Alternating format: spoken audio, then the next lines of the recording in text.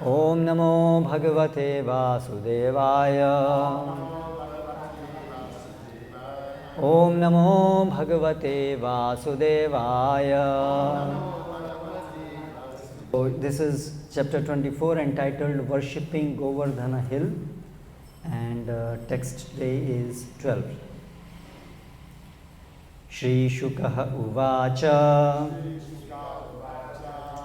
Vachaha Nishamya Nandasya Tatha Anyesham Vraja Okasam Indraya Manyum Janayan Pitaram Praha Keshavaha. Shri Shuka Uvacha Vacho Nishamya Nandasya Tathanyesham Prajokasam Indraya Manyum Janayan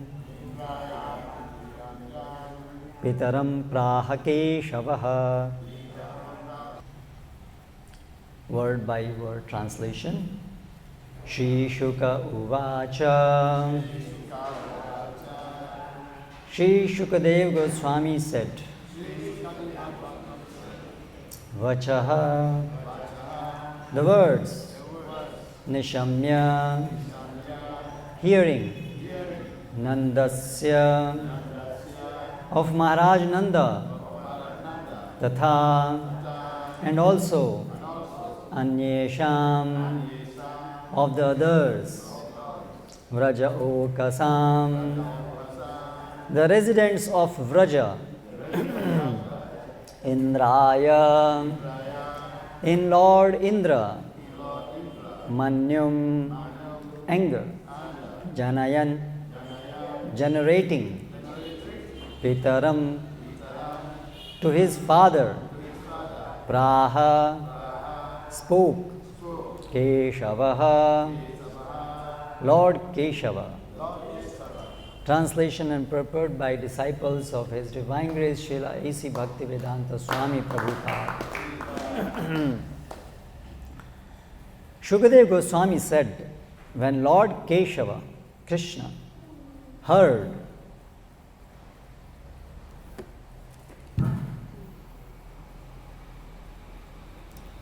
that, I think there is a spelling mistake here.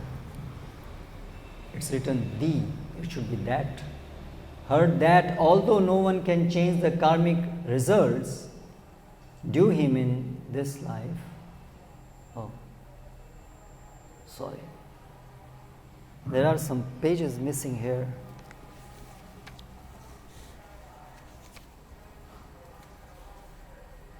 Yeah, there are 10 pages missing here. Oh, it's there. Yeah. This is.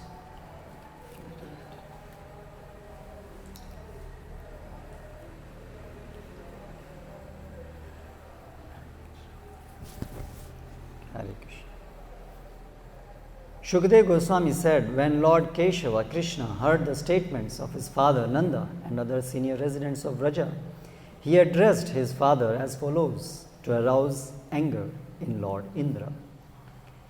Srila Sridhara Swami explains that Lord Krishna's intention was not simply to insult a demigod, but rather to knock down the great mountain of false pride that had arisen within the Lord's tiny servant, who was supposed to represent the Lord as Indra. By lifting Govardhana Hill, Lord Krishna would thus initiate a blissful annual festival called Govardhan Pooja, and he would further enjoy the pleasant pastime of dwelling for several days beneath the hill with all his loving devotees.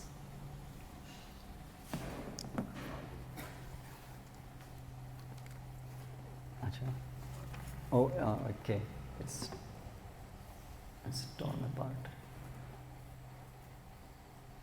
Om Jnanatimirandhasya Jnananjanashalakaya Chakrunmilitam Yena Tasmai Shri Gurave Namaha Shri Chaitanya Manobhishtam Sthapitam Yena Bhutale Swayamarupa Kada Mahyam Dadati Swapadantikam Vandeham Shri Guru Shetaf Padakamalam Shri Gurun Vaishnavamscha Shri Rupam Sagrajatam Sahagana Raghunathanvitam Tam Sajivam Sadvaitam Savadhutam Parijana Sahitam Krishna Chaitanya Devam Shri Radha Krishna Padan Sahagana Lalita Shri Vishakhanvitamscha Jaya Shri Krishna Chaitanya Prabhu Nityananda Shri Advaita Gadadhara Shri Vasadi Gaura Bhakta Vrinda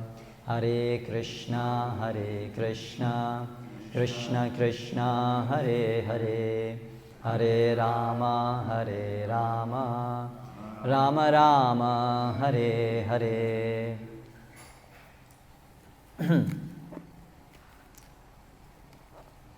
Vachaha Nishamya Nandasya Tatha Anyasham Rajaukasam. So Krishna asked, what you are doing? What is this meant for? Is it Vedic or is it pertaining to lineage, Kula Parampara? All these things please explain to me. And then perceiving that Krishna is seems to be questioning the validity of performing the Indra Yag, which they have been doing for generations, and not just them, everyone else around have been doing this.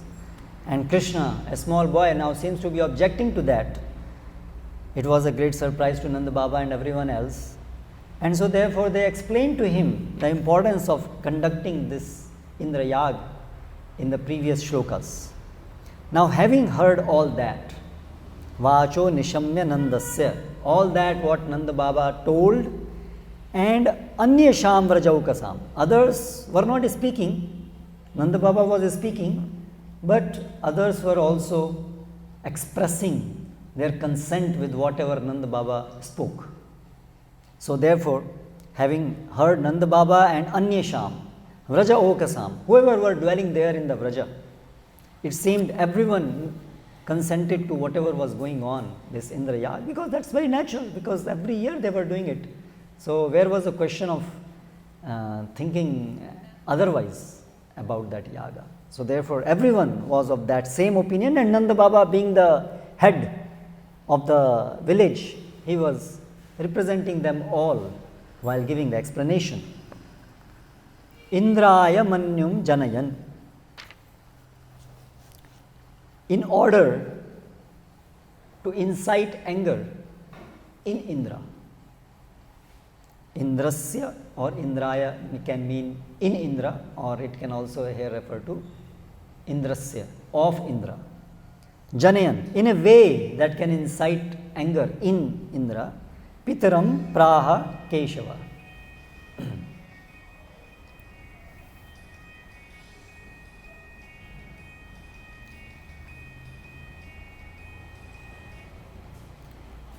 Pitaram Praha Keshava. Keshava, he spoke in this way.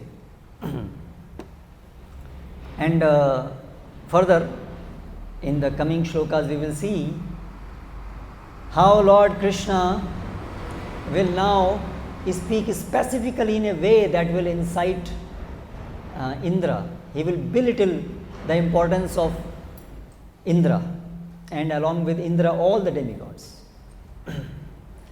So, what do we understand from that?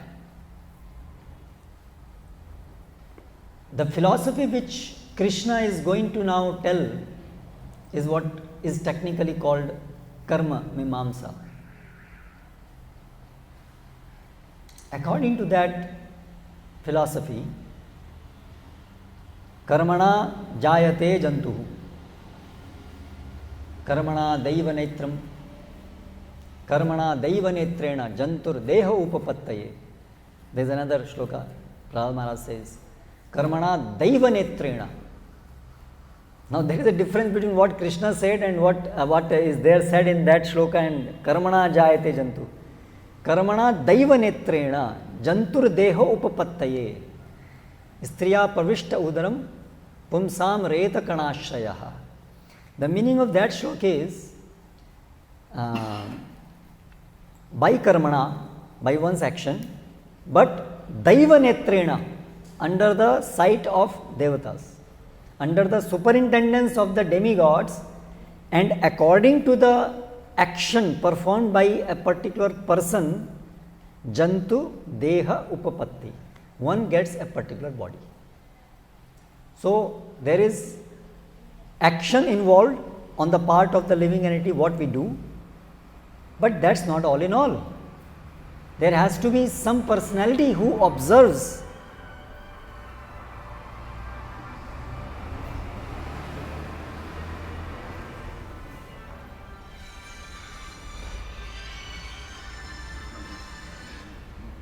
There has to be some personality who can observe and based on that take decision what is to be done, what should be not done.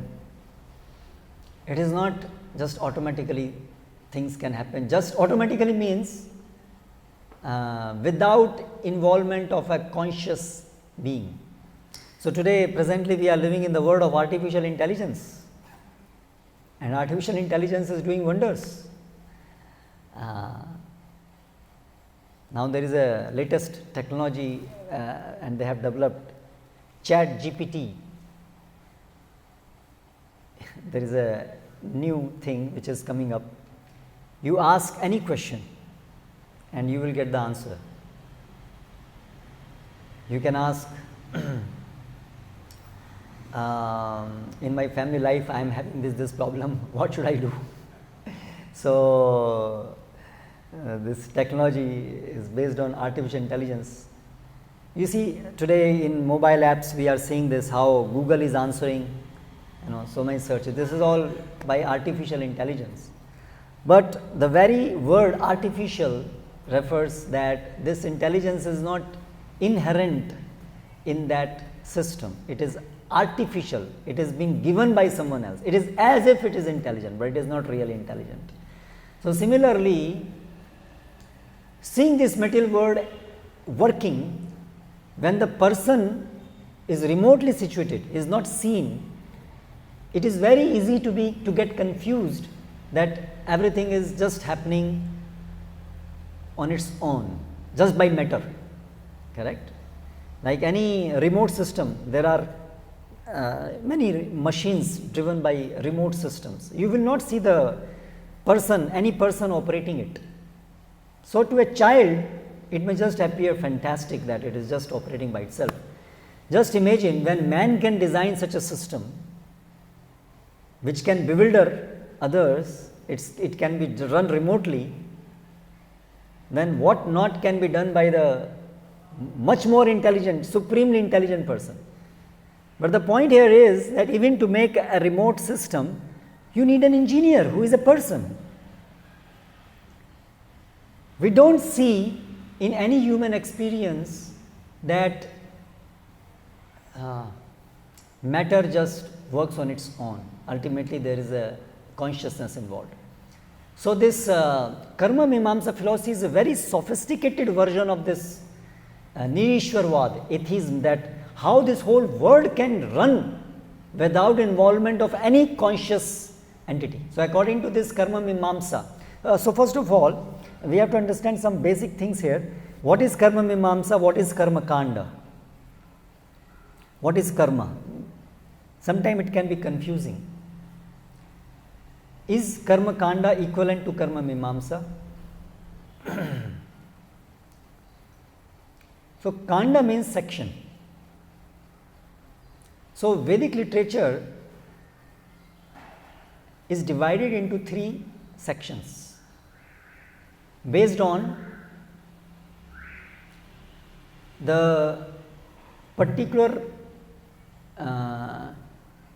objective which is to be achieved by that particular, following that particular section. So, Karma Kanda, Jnana Kanda and Upasana Kanda. All the Vedic literature, this is one way of classifying Vedic literature in 3 sections: Karma Kanda, Jnana Kanda and Upasana Kanda. Karma Kanda is that section which basically prescribes different rituals, activities sanctioned by the Vedas, and what is the result of performing those activities. That is a description of performing different pious activities and refraining from impious activities. That is a section which is Karma Kanda. It is always there is a Swarupa Lakshan and Tatastha Lakshan. In Chaitanya Charitamrita, it says that for anything, to understand anything properly, we need to consider these 2 aspects: Swarupa Lakshan and Tatastha Lakshan. Swarupa Lakshan refers to those characteristics of a thing which are inseparable, which are always going to be present. Whereas Tatastha are those symptoms, those characteristics which can sometime be manifested, sometime not be manifested, sometime be present, sometime may not be present. So, similarly, this Karma Kanda, primary purpose of whole Vedic Shastra, Arambha Madhya Ante cha Sarvatra Hari Giyate. There is only one purpose ultimately for all Vedic literatures, that is pure devotional service. Having said that, on the external, it may appear to an untrained eye that different parts of Vedas promote different things. Externally, it may appear so, though it is not actually so. Parokshavadah, again in Bhagavatam, Paroksha Mama Priyaha. Krishna says that Shastra delineates truth in an indirect way, and I like it. Parokshavadah. Things are little paroksha, indirect. Why it is so? We already in one of the classes we were discussing that, because we have come here to forget Krishna. So therefore, if Krishna just directly says, no, just surrender to me, just surrender to me, just surrender to me. So how is it going to work? Like one example can be, analogy can be seen. Suppose a child wants to go to bar and drink wine. He is asking, Father, I want to go there, give me money. Father understands that this is wrong, he should not go, but he is adamant, no, I want to go. So, father hesitatingly gives, okay, grown up boy, cannot be forced to stay back, okay, you do, and then you will realize. So, he gives him money. But just imagine if after giving the money, the father goes in another car, and before he reaches to that pub, he is already there, sitting there. So, what will be the situation? The child goes there and he sees his father also there. So, it is like he gave him permission and he did not give him permission. You gave him permission, you gave him money, but then you yourself are sitting, or you say, okay, I will also come with you. Then the child will not be able to, do all these illicit things what you want to do there, because father is there. So it's like it will not help. So similarly, Krishna has he's created this material world to allow us to indulge in our foolish desires to enjoy and not to serve God. That's why he has made this world. At the same time, ultimately he wants that we all should understand our foolishness and come back to him. That's his ultimate desire. It is not just he has left us, okay, you go and die, just enjoy and do whatever you want to do. I have nothing left to be dealt with you. Not like that. Like that prodigy's son, you were saying, how the father, though he allows, but at the same time in his heart he is always cherishing when my son will be back. So similarly, though Krishna has created this world in order to facilitate our illicit desires to enjoy, but at the same time his ultimate desire is that we come back. So, but at the same time he has to allow some level of freedom to be able to do it. Therefore, we see then in his scriptures he has in one way given allowance to us to enjoy. Rather he is facilitating.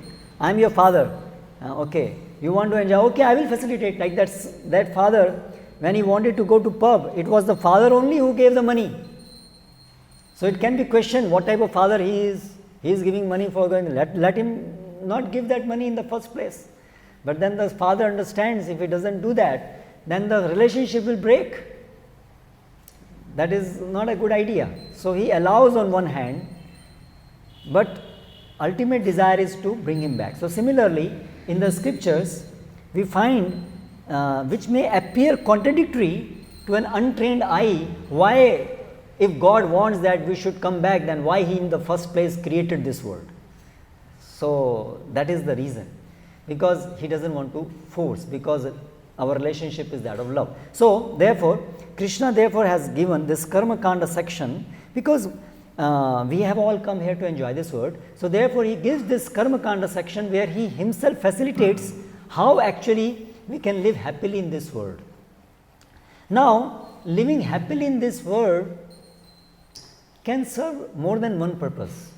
One is to forget Krishna and to think I am enjoying this world, but another can be, yes, to maintain this body and society in a way which is comfortable, so that we can execute our path going back home, back to Godhead. That is another purpose of staying healthy in this world. It is not just about artificially trying to enjoy this world, but living in this world in a way that we can execute our devotional service properly. So this Karma Kanda section, when it is seen from the right perspective, that is from the perspective of pure devotees, this Karma Kanda section helps one in his sojourn back home, back to Godhead. So in this way, this is also about glorification of God, seen in the right perspective. So therefore, there is a very important book written by Srila Bhaktivinoda Thakur, Chaitanya Shikshamrita, specifically for this reason, how to understand what is the relationship between karma, jnana and bhakti. Because Karma Kanda refers to how to perform these different activities which will help us to stay healthy in this world, how to maintain the body and society in a healthy state. That is the real purpose, so that we can execute devotional service. But at the same time, those who are attached to this world, they take those instructions out of the context. They think the ultimate end of this instruction is just to enjoy living happily. Like you see this, like yoga asanas. So devotees can also do some yoga asanas, but a purpose in devotees doing that will be to stay fit so that we can serve Krishna nicely. But ordinarily what goes around on the name of yoga asana, what is the purpose of all the yoga studios and clubs? Build a body nicely so that you can enjoy this world nicely. Like Prabhupada went to that, went to America, that Mishra, the yoga club was there. So you see they are probably, peace. For what? So that after that peace, you can go and enjoy. And the same yoga can be also practiced by a devotee. I have a body, I also need to stay fit. So if some yoga asana can help me to stay fit, I can use that. but for the purpose of serving Krishna. So this is the difference in the outlook. So this is what Bhaktivinoda Thakur elaborately explains there. So this is Karma Kanda is a section in the Vedas which elaborates on how we should live in this world in a way that we can stay healthy. So in that Karma Kanda section comes all the instructions about how this body can be maintained, how the society can be maintained. In that section only there is a description of different occupational duties for different people according to their swabhava, according to their nature, according to their psychophysical makeup. There is a description of varna and there is a description of ashrama. There is a description of importance of marriage and how it has to be taken up. So now for the devotees, all these instructions are very helpful. Like we are practicing these things that yes, a young man and young women should marry if and then there are guidelines based on that, and if one practices those guidelines, he will be a householder, and utilizing those instructions he will be able to lead a healthy householder life, which will in turn help him to practice devotion life properly. Correct? But the same Grahamedhi and Grahasthashram, like that. Marriage is their common thing, but then one can be a Grahamedhi or one can be a Grihastha. It's a different perspective. So similarly, this Karma Kanda is the section, but it can be misused. Now, some of the things in the Karma Kanda are not acceptable to the devotees.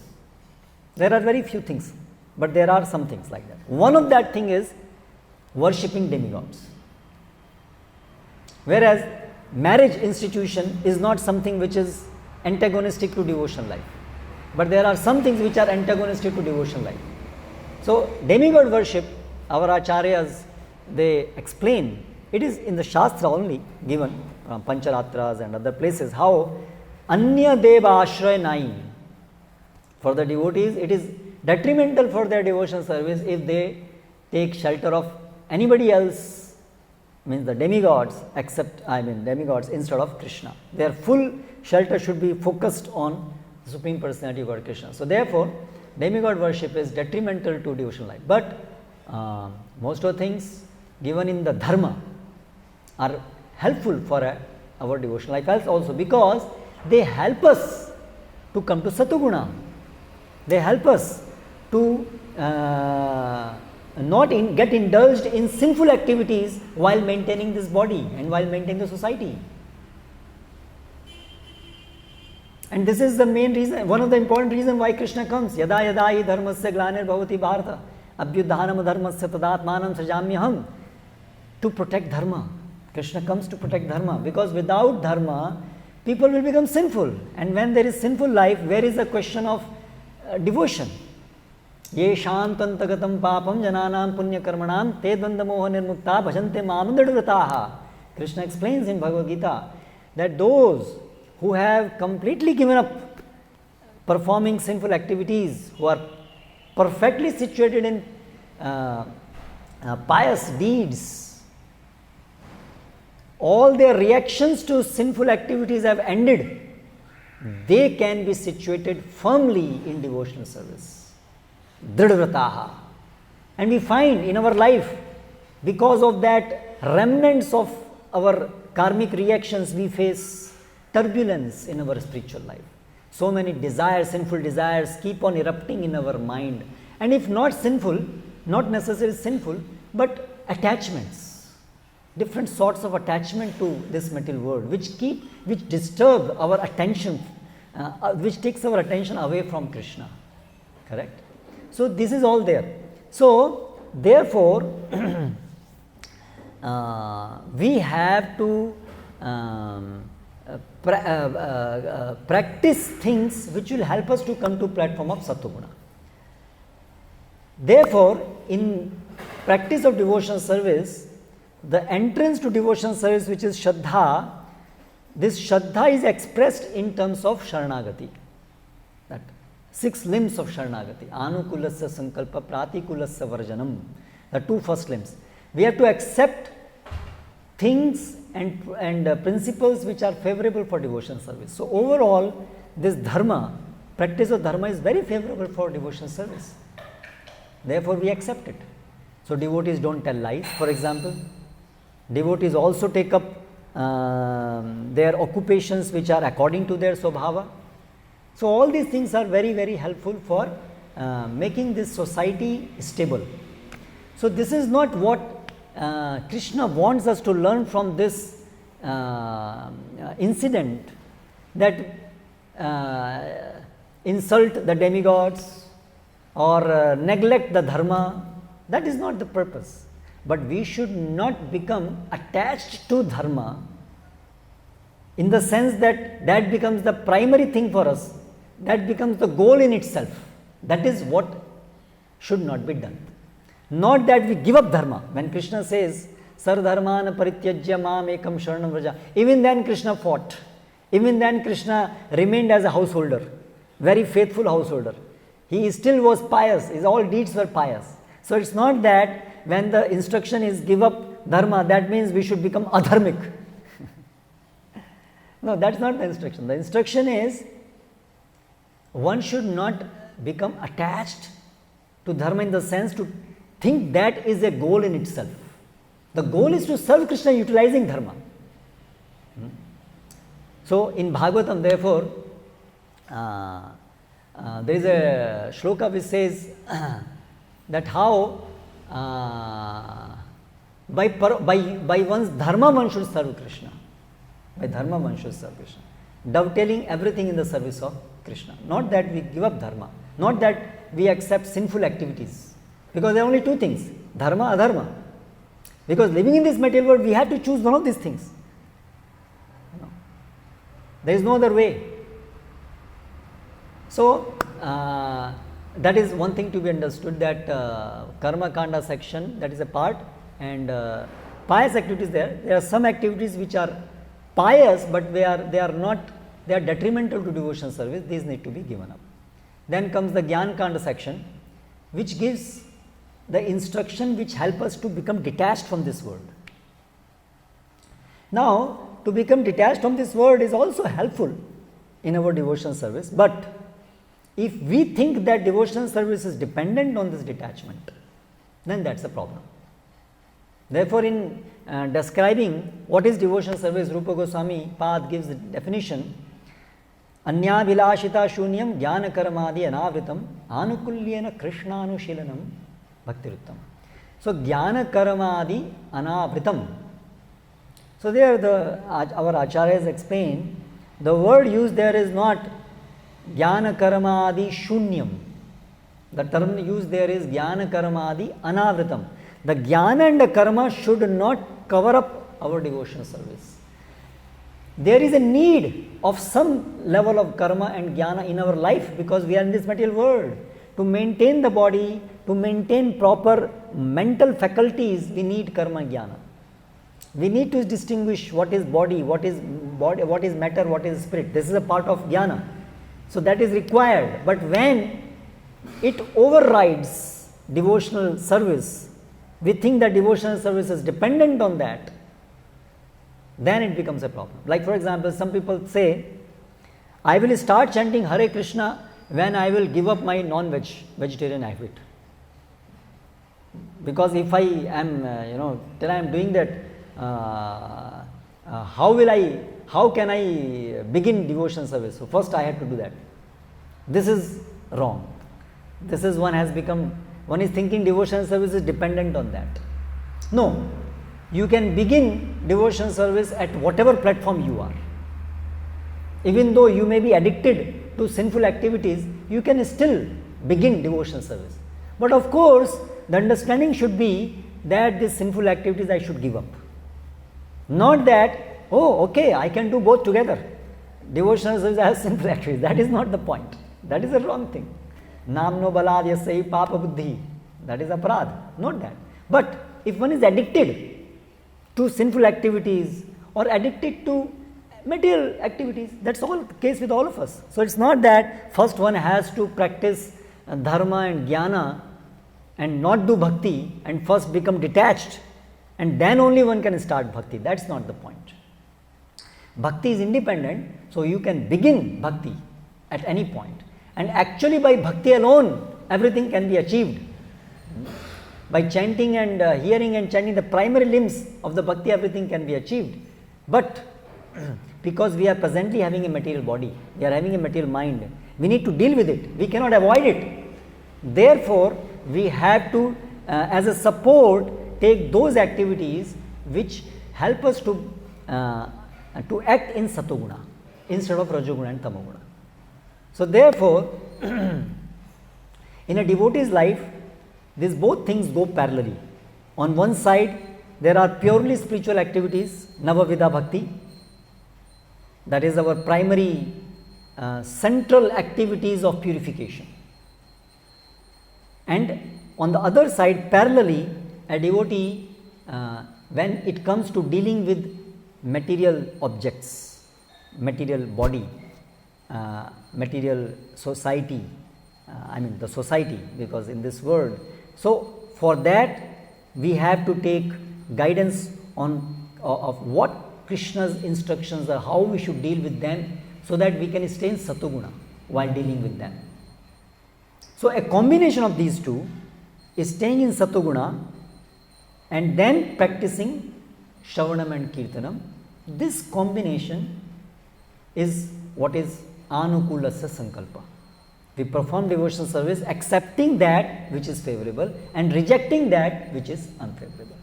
So now, having said that, now here Krishna, what he is talking in the coming shlokas, Karma Mimamsa. Now Karma Mimamsa, what is Karma Mimamsa?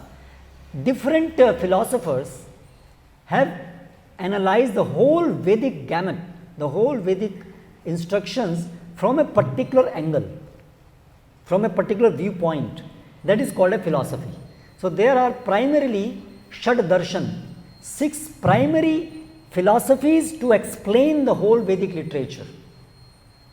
And these primary philosophies are Astic philosophies. Astic means accepting Vedas as the Pramana. That is called Astikyam. So based on that, that means all these 6 systems of philosophy accept Vedas as the truth. But these 6 systems, they view Vedic instructions in different ways. The word view, the whole complete, why this word exists, what is the purpose behind it, how it runs, who we are, who is the ultimate controller, if at all, and what is the relation. All these things are dealt with in all the 6 philosophies. So, Karma Mimamsa is a philosophy given by, or a recent version of that, what presently we have. Presently means not just for some few decades, but for 1,000 years. Vyasadeva, when he wrote Shastras, after that, down the line, different philosophers, they dealt with that and they understood in their ways, with that specs what we were talking. So that's how these different philosophies came into existence, except the Vedanta. Vedanta philosophy is by Vyasadeva himself, and that is the true philosophy. That is the right way of looking, that is the real understanding of the Vedas. Except Veda Vyas, all other darshanas are misunderstanding of the Vedas. Misunderstanding of the Vedas. So that is what is called Karma Mimamsa or Purva Mimamsa. There, the thinkers, the philosophers, they think that karma, the mechanical activity itself is ultimate deciding factor about the result. There is no supreme person. There is no supreme person. Everything is just enacted because of matter and its nature. This is very similar to what presently we are having this modern material science, Karma Mimamsa.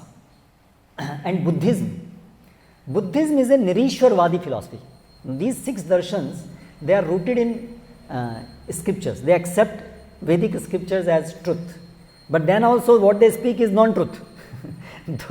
though they accept Vedas, but what they conclude is non-Vedic ultimately. But Differentiation is at least they accept that Vedas is true, so you can discuss based on scriptures. But then there are other philosophies which don't accept the Vedas as authority at all. In that comes Buddhism, Jainism, and modern science and so many other things. They are called Nastikyavad. Okay. So, so this karma mimamsa, it says nirishwara. There is no Ishwara and karma is everything. So now Krishna is going to elaborate that, but definitely Krishna's purpose is not to say there is no Indra, there is no power of Indra, and because these demigods are nothing but the limbs of Krishna. They are limbs of Krishna. So ultimately Krishna is the creator, and how everything should work is based on what Krishna wants. And these are the representative of Krishna. So therefore, though this Indra, who is supposed to represent Krishna, now he has become puffed up. Therefore, Krishna wants to teach him a lesson. Therefore, Krishna is talking of a philosophy which is non-truth, just to teach a different lesson. So, the point here, Acharyas, what they are making, that the point is not that we develop a sense of negligence towards the demigods. You know? So, that is not the purpose that we insult the demigods. You know? So, we see Shri Chaitanya Mahaprabhu when he will go to any place, and if there happens to be a temple of a demigod, he will go and pay obeisances there, though he is the Supreme Personality of Godhead himself, but to teach us. So, our attitude is not to disrespect the demigods, but clearly we understand that demigods are limbs of God which are serving Krishna by the means of managing this world, but they are not our shelter. Our shelter is Krishna. So, with that clear understanding, we should approach the demigod. So, that is one thing the Acharyas explained. And then other things, why Krishna wants to do this? Because he wants to initiate Govardhan Pooja. That every year Govardhan Pooja should happen. Devotees should come together in a festive mood and worship Govardhana hill, which is not different from Krishna and which is the example of a very exalted servant. Haridasa Varyo. Govardhana is praised as Haridasa Varyo. He is the greatest amongst the dasa, the servants of Krishna. Gopis glorify Govardhana hill in this way.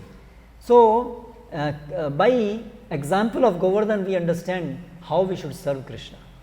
The whole existence of Govardhan is simply to serve Krishna. So, similarly, our whole existence should be simply to serve Krishna. Our every action, our every thought, whatever we have been given by Krishna should simply be used to serve Krishna. There should not be any other notion.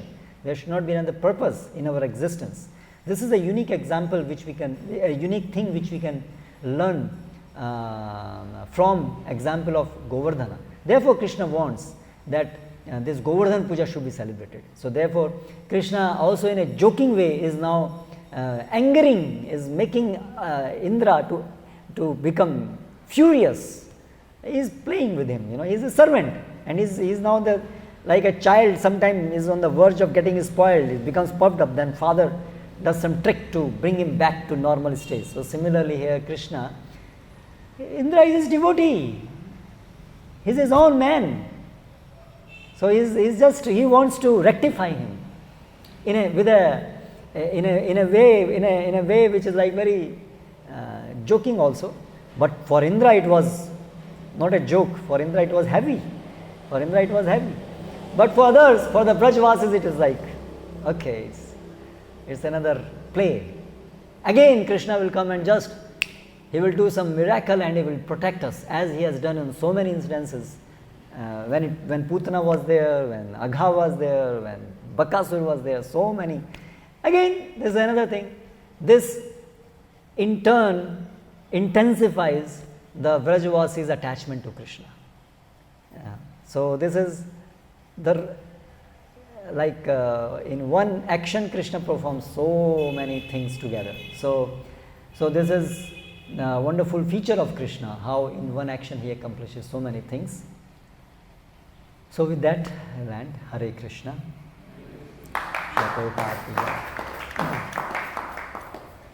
Maharaj would like to comment.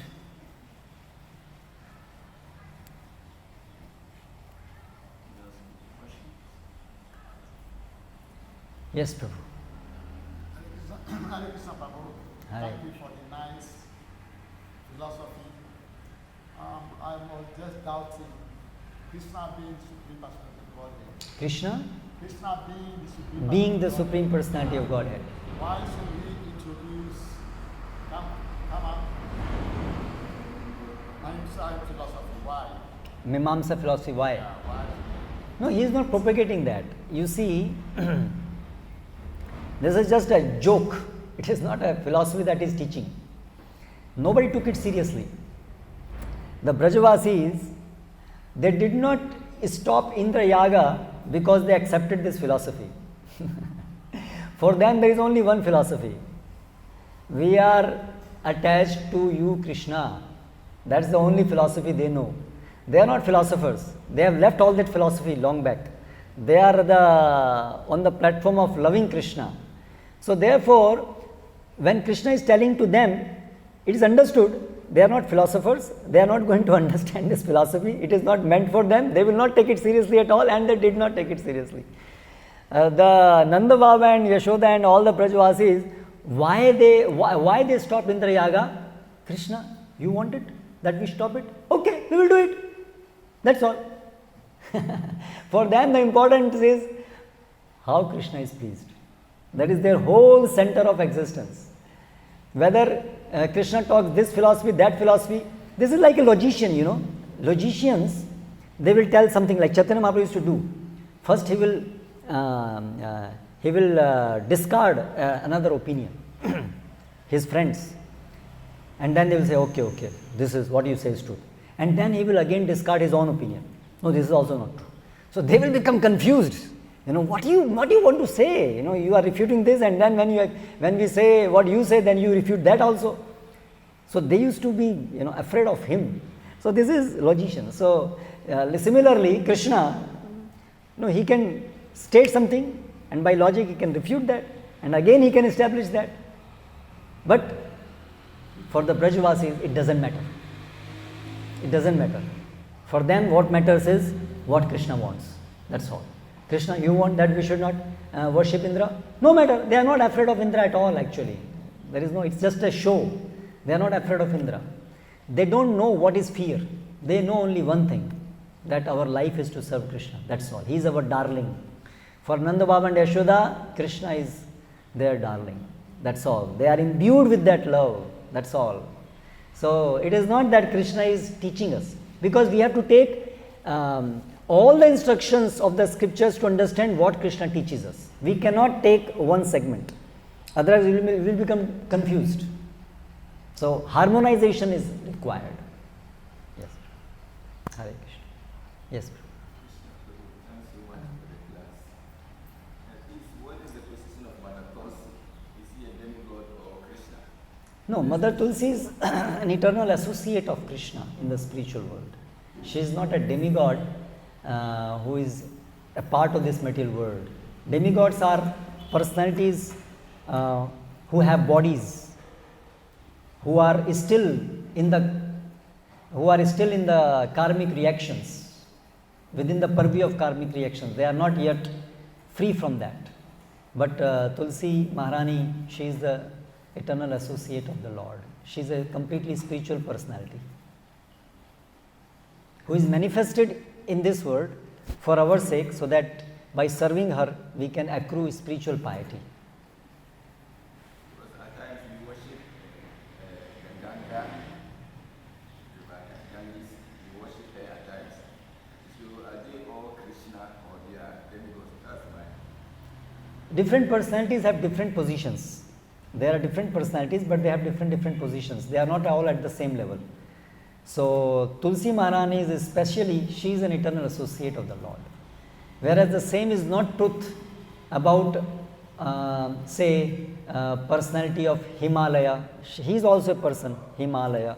Similarly, Ganges, Yamuna has a special place But there are, all the rivers are personalities. But these personalities, not necessarily all of them will be completely spiritual personalities. They will be in the category of powerful personalities of this material world. Like many rivers are in that category. So they are akin to demigods, you can say. So different personalities have different positions. Like Mother Earth, she is wife of Vishnu, Bhudevi. So she is one of the energies of the Lord, personal energies of the Lord.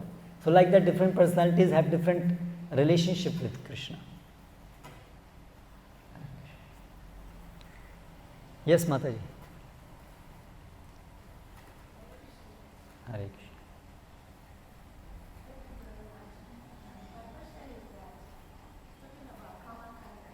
In the Karma Kanda.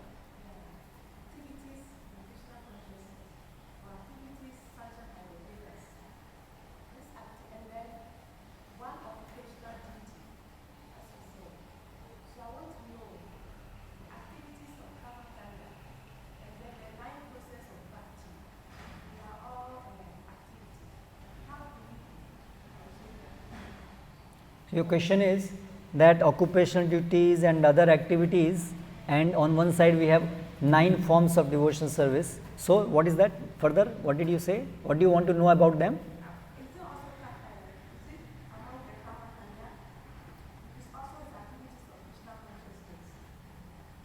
Sulochan Prabhu, could you please, I couldn't hear you, sorry, properly. She wants to know the difference between karma kanda activities and the 9 processes of devotional service. Okay.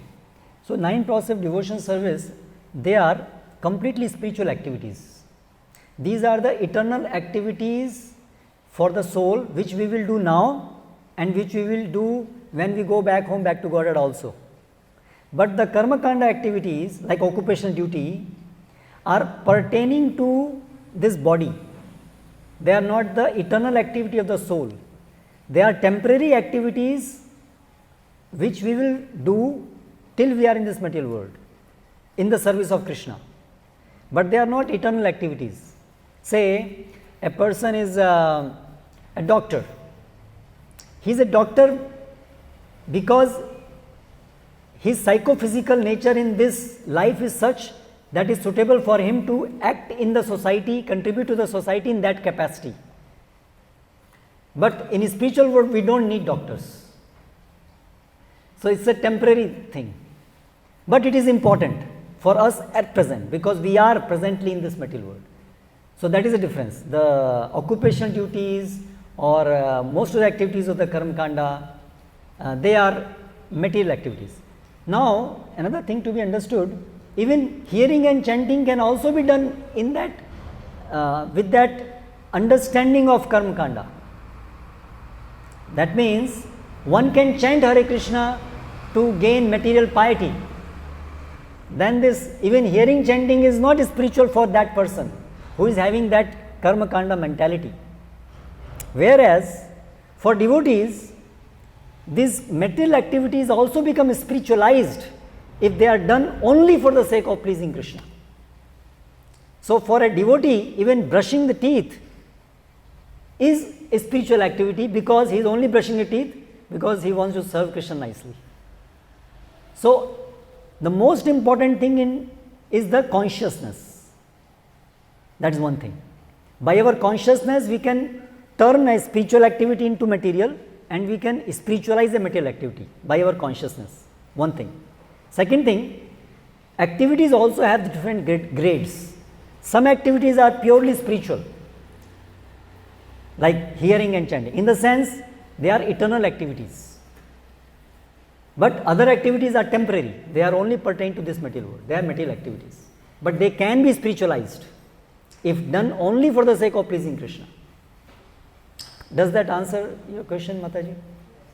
So in our life, we need to have both type of activities, because presently we are in this material world. We have a body. We have to maintain a body.